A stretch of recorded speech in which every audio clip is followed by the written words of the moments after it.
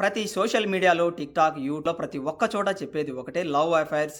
అదేవిధంగా అక్రమ సంబంధాలు పెట్టుకున్నట్లయితే ఎటువంటి సమస్యలు వస్తాయని చెబుతున్నప్పటికీ కూడా కొంతమంది తమకు ఏదో ఇష్టం వచ్చినట్లు చేస్తూ ఉంటారు గదా! అలా ఇష్టం వచ్చినట్లు చేస్తే ఎలా ఉంటుంది? వారి యొక్క జీవితాలు ఎలా ఉంటాయని చెప్పడానికి ప్రత్యేక నిదర్శనం నా వీడియోలో, ఫోటోలో కనిపిస్తున్నటువంటి ఈవిడ యొక్క జీవితం. మన ఇండియన్ ఎంబసీ చుట్టూ తిరుగుతూనే ఉంది. తనకు న్యాయం చేయాలని, తన మాతృదేశమైనటువంటి మన భారతదేశానికి తనని, తన కుమారుడిని పంపించాలి అని చెప్పేసి కాళ్ళు అరిగేలా తిరుగుతూనే ఉంది మన ఇండియన్ ఎంబసీ చుట్టూ. సార్ నమస్కారం అండి. పవన్ కళ్యాణ్ గారికి, చంద్రబాబు గారికి, నారా లోకేష్ గారికి. సార్ నేనైతే కోవిడ్ లో ఉన్నాను సార్. సార్ మీకు ఎంతైనా పుణ్యం ఉంటుంది సార్. నేను ఒక అబ్బాయిని అయితే 4 సంవత్సరాలు ఇష్టపడి ఇంట్లోనే పెళ్లి చేసుకున్నాం, కానీ మా దగ్గర ఏ సర్టిఫికెట్ కానీ ఏ ఆధారం లేవు సార్. మా దగ్గర ఉంటాకు కూడా ఇక్కడ మాకు తింటాకి ఉంటాకు కూడా చాలా ఇబ్బందిగా ఉంది సార్. రూమ్ రెంట్లు కట్టుకుని అప్పుడు 4 నెలల నుంచి సార్ నేను చాలా బాధపడుతున్నానండి. ఇన్ని ఎంబసీని సంప్రదించాను సార్. ఇన్ని ఎంబసీని సంప్రదించి ఇవన్నీ రిపోర్టులు చేయించుకోమని చెప్పారండి. వాళ్ళే చెప్పాక వెళ్ళి చేయించుకున్నాను సార్. వాళ్ళు ఇప్పుడు వెళ్ళి అడుగుతుంటే మేము ఇండియాకి అప్రూవల్ పెట్టాము అని చెప్పేసి 4 నెలల నుంచి సార్ తిరిగినట్టే ఉన్నాను సార్. ఏమన్నా అంటే ఇండియా టిక్టాక్ వాళ్ళకి అప్పుడు నేను సూసైడ్ చేసుకున్నాను సార్. సూసైడ్ చేసుకున్నాను, ప్రాణాలతో మళ్ళీ బ్రతికామండి. ప్రాణ స్థితిలోకి వెళ్ళి మళ్ళీ బ్రతికాము సార్. మళ్ళీ ఇప్పుడేమో వాళ్ళు సాయం చేశారు కదా, వాళ్ళు చేస్తారు, అప్పుడు అది చేసావు కదా, ఇది చేసావు అన్నట్టు మాట్లాడుతున్నారు సార్.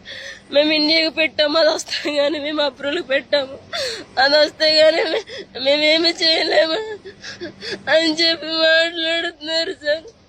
నా బిడ్డతో మీరే నన్ను ఇండియాకి రప్పించండి సార్, లేదంటే నా బిడ్డ నేను ఇక్కడ ఏదైనా చేస్తాను, చచ్చిపోతాను సార్.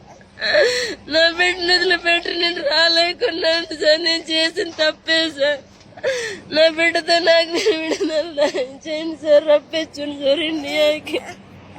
ఇలా ప్రతిసారి మన ఇండియన్ ఎంబసీ దగ్గరికి వెళ్ళడం, తన యొక్క కుమారుని చూపించడం, రోధించడం తప్ప తనకి ఎటువంటి న్యాయం చేయడం లేదు మన ఇండియన్ ఎంబసీ వాళ్ళు.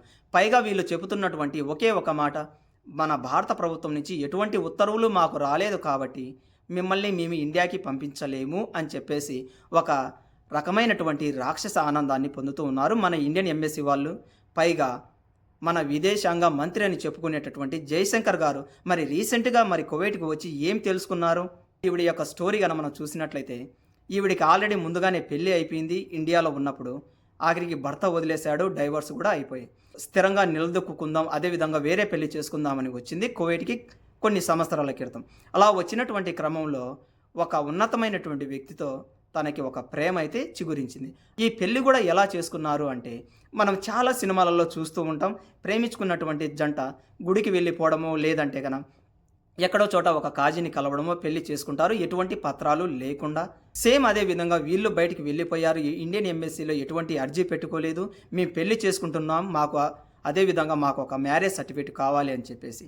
అదేవిధంగా కువైట్ సంబంధించినటువంటి ఎటువంటి గవర్నమెంట్ ఈ యొక్క పర్మిషన్ తీసుకోలేదు. అక్కడ కూడా ఎటువంటి మ్యారేజ్ సర్టిఫికేట్ కూడా తీసుకోకుండా తూతూ మంత్రంగా పెళ్లి చేసుకొని ఒక అపార్ట్మెంట్లో రూము తీసుకున్నారు, అదేవిధంగా సంసారము చేశారు.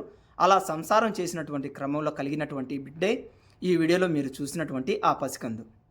ఇప్పుడు అతిపెద్ద సమస్య ఏమిటంటే వీళ్ళు ఇల్లీగల్గా పెళ్లి చేసుకున్నారు కాబట్టి ఇప్పుడు మన భారతదేశానికి వెళ్ళాలి అంటే ఖచ్చితంగా ఒక మ్యారేజ్ సర్టిఫికేట్ అన్నది అవసరం పడుతుంది ఈరోజు.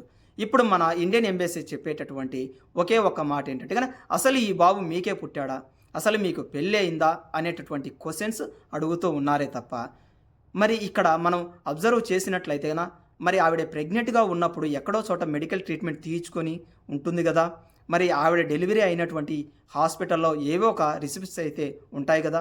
అటువంటప్పుడు కనీసం తనకే తన కుమారుడు పుట్టాడు అనేటటువంటి కనీసం స్పృహ కూడా మన ఇండియన్ ఎంబసీ వాళ్ళకు లేకపోతే ఎలా? జస్ట్ ఈ చిన్నపాటి మ్యారేజ్ సర్టిఫికెట్ లేదు అనేటటువంటి ఒక కారణంగానే ఇప్పుడు ఈవెన్ని తన యొక్క పసికందుని ఇండియాకి అయితే పంపించడం లేదు మన ఇండియన్ ఎంబసీ వాళ్ళు. కొన్ని సందర్భాల్లో మనం కొన్ని సామెతలు అయితే వింటూ ఉంటాము. ఈ సామెతలు ప్రస్తుతం మన భారతదేశాన్ని పరిపాలిస్తున్నటువంటి నాయకులు, అదేవిధంగా మన రాష్ట్రాన్ని పరిపాలిస్తున్నటువంటి నాయకులకి సూటబుల్ అని నేనైతే అనుకుంటున్నాను.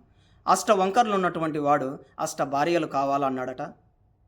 పెళ్లి చేసుకున్నటువంటి భార్యకి రైకగుడ్డ కొనియలేని వాడు ఉంచుకున్న ఆవిడికి పట్టుచీర కొనిస్తా అన్నాడట. ఇప్పుడు ప్రస్తుతం నరేంద్ర మోడీ గారు, అదేవిధంగా బీజేపీ మన రాష్ట్రాన్ని పరిపాలిస్తున్నటువంటి నాయకుల యొక్క పరిస్థితి మానసికంగా చూస్తే కనుక అలాగే అనిపిస్తూ ఉంది. ఎక్కడో ఉన్నటువంటి బంగ్లాదేశ్లో ఉన్నటువంటి వాళ్ళకి పౌరసత్వం ఇస్తారు, పాకిస్తాన్లో ఉన్నటువంటి వారికి పౌరసత్వం ఇస్తారు, రోహింగ్యా ముస్లింలకి పౌరసత్వాన్ని ఇస్తారు. కానీ కువైట్లో కష్టపడుతున్నటువంటి ఈ ఆడబిడ్డకి, అదేవిధంగా ఆ పసికందుకు మాత్రం పౌరసత్వాన్ని ఇవ్వలేరట. 70-80 దినాలు ఖర్చు పెట్టి ఇండియాకైతే తీసుకొని వెళ్ళలేరట. ఇక్కడ మరొక కోణం కూడా ఉంది. ఈవిడిని పెళ్లి చేసుకున్నటువంటి ఆ ఉత్తమమైనటువంటి ఆ నటుడి యొక్క జీవితం ఇంకా చాలా గొప్పది. వాడు ఏకంగా ఒకరిని కాదు, ఇద్దరిని కాదు, ముగ్గురిని పెళ్ళిళ్ళు చేసుకుని ఆల్రెడీ డైవర్స్ ఇవ్వడమే కాకుండా వాళ్ళని వదిలేశాడు కూడా. అలా వదిలేసినటువంటి క్రమంలో కువైట్కి వచ్చిన తర్వాత పరిచయమైనటువంటి 4వ భార్యే ఈవిడ. ఈవిడ చెబుతున్నటువంటి ప్రకారం ఈవిడికి ఇంతకుముందే ఇతనికి పెళ్ళి అయినట్లు ఈవిడికి తెలియదట.